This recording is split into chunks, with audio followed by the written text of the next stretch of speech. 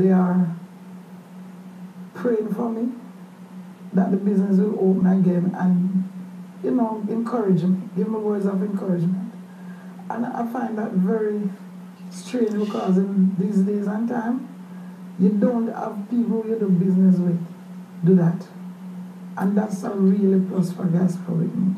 Customers are unique, and it's about understanding what the customer needs and delivering what the customer needs. In fact, it's about going above and beyond. But you have hundreds of customers. How can you tune into one customer? I think that's the difference between a company that seeks to give customer service and those who don't.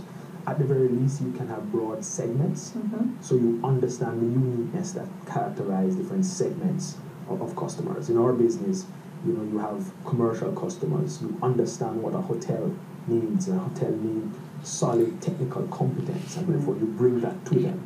A householder wants quick service, and therefore you bring that to them. And it's understanding the different unique characteristics of customers, and ensuring that you tailor what you offer as best as possible to what the customer needs. One of the things that I realize that we have to do as customer service persons is to listen. Have to listen. So a customer who comes into the bank and says they need to open an account, and if they're unable to provide all the requirements to open an account, sometimes we need to listen to see what is it that they really want. I had a case with a gentleman who wanted to open an account and all he had were 2 of the requirements. I wasn't able to open the account, but in listening to him, what he really wanted to do was actually to encash a check and not walk through the door with all that cash, right?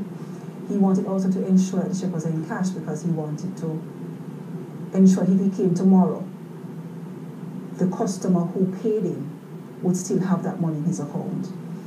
In that particular case, I was able to offer another instrument, another viable option, so he was able to leave without the amount of cash that was there, that was required. And what did that do for you? How did you feel I after felt the good, experience? that is one. And I was able to use that scenario to train the rest of the staff to say, listen, there are times when we have to listen, read between the lines of the customer's need in order to make that customer happy. And the customer actually left and came back about 2 weeks after with the required documents. Wow, so you did open an account. Right. So you really win a customer. Win a customer. I had this customer, right? He lost his credit card and he's leaving the country the next 3 days. And we have to get his credit card to help him to shop in Europe. And of course, how long does a credit card take to? It takes about a week to come down, a week to 2 weeks. But we had to, put in some rush to it. We had to call, make sure we call and follow up to ensure the card was back in the branch within 3 days. So the card came to the branch, and customers was very pleased. What does it mean to you to lose a customer? A lot. We don't want to lose customers. Can I share a story with you? At the end of the month, we make calls to our customers to ensure that we still have them. We call a customer and realize that we no longer had the business. It was so painful. He had a bad experience, Suzanne, and he was not happy with the way it was handled. We're going to get back that customer. Because when a customer is with you for over 30 years and you lose them for simple little things, we must get them back. And we're going to get him. I would not want to lose a customer. Because a customer is not just one person. A customer is all the other potential customers that you're likely to win because of the good service. I had an experience with a customer last Christmas, a real irate customer, and he says he's going to close his account, and I was distressed. I said, it is Christmas. I said, I know you're upset and I know you're angry, but think about it. Think about it. It's Christmas. Give us an opportunity. And he was so upset and he wouldn't hear it. And I said, promise me, I will work on it for you. And January, we will take up this issue again. And he said, okay. January, I made sure I called him.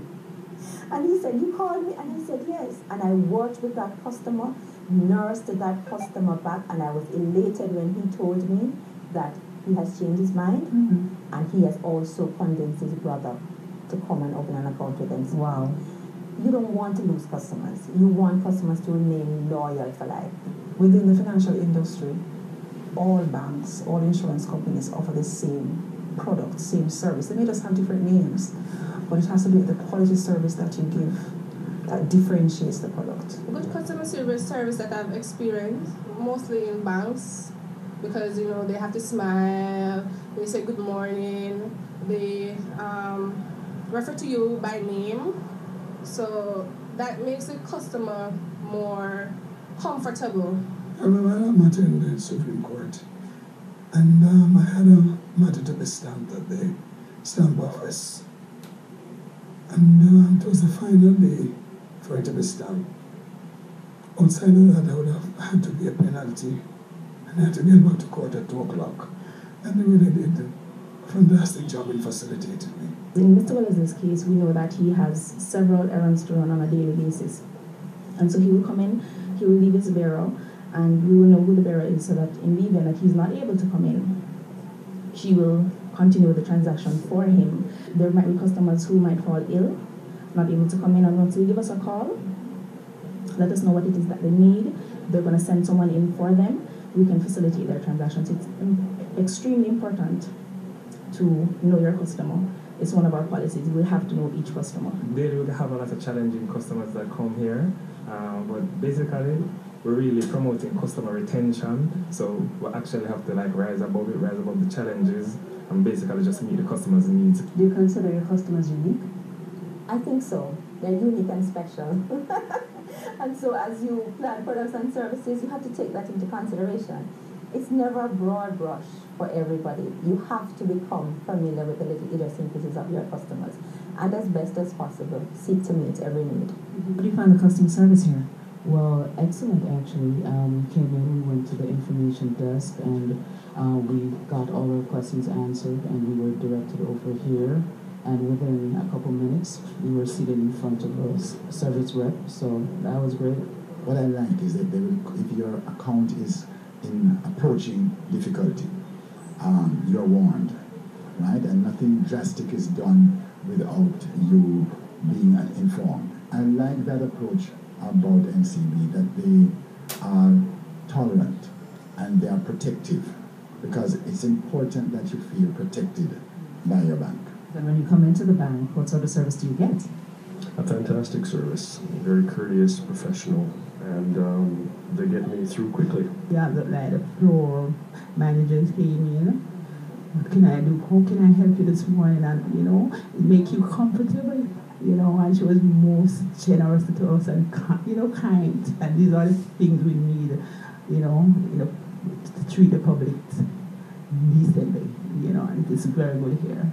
Depending on how the customer feel at the time when they come here, you must greet them politely. Make sure that when you're leaving, they have a smile on their face. And no matter what happens on the inside when they're leaving to the exit gate, they will leave that smile. But sometimes you have some difficult customers to deal with yourself. And no, security guards get a broad deal sometimes, eh? True. Most of the time, so when the customer comes, they don't go to the bank, they go across the road or wherever they want to go. And when they come, they don't get a ticket stamped. I said, good morning, sir, good morning, ma'am. Or you think this is not stamped? Well, we go on inside and we can't wait the line too long. I said, sir, ma'am, you need to get the ticket stamped. Somebody will drive out. I have to talk to the supervisor, this and that, and let them know that the customers, they don't adhere to what they have to say, and not be disrespectful to them, and just let them go ahead. Yeah. All right, and how important is it to keep up that respect in your job? Well, as a man, as a single person, you have to sell yourself, because here is not the end of the road. So whenever I leave here on the street, anyone can see me and say that man was a security done by NCB, and the customer service was great. So there and then, if I'm offered employment anywhere else, there and then anyone can recommend me. When we come back, we look at how companies can maintain their edge in customer service.